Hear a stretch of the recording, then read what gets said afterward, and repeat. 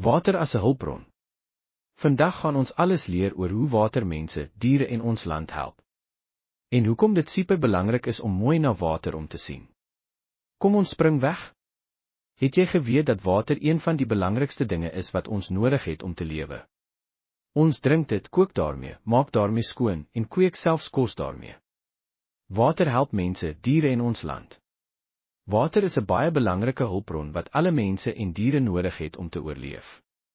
Dit help ons om gesond te bly. Water is ook noodsaaklik vir die ontwikkeling van 'n land.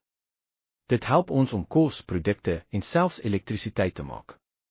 Ons gebruik elke dag water vir persoonlike dinge soos om te bad en hande te was, en vir huishoudelike take soos om skottelgoed te was en klere te was. Maar onthou, water is 'n beperkte hulpbron. Dit beteken dit is nie onbeperk nie. Daarom moet ons dit wys gebruik. Waterbesoedeling is 'n ernstige probleem. Vuil water maak mense, diere en plante siek.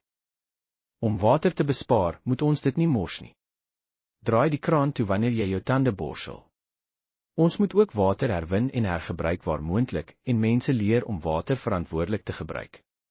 As ons almal saamwerk, kan ons seker maak dat daar genoeg skoon water vir almal in die toekoms sal wees. Nou weet jy hoe waardevol water is. Kom ons onthou almal om dit wys te gebruik, dit nooit te mors nie en altyd ons deel te doen om dit skoon te hou.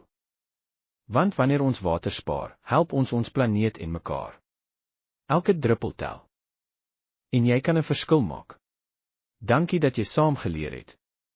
Ons het vandag baie geleer en jy het dit uitstekend gedoen. Onthou, elke les wat jy leer, neem jou 'n stappie nader aan jou drome. Bly nuuskierig, bly vriendelik en hou aan ontdek. Tot volgende keer wanneer ons nog avonture in ons wonderlike wêreld saam verken.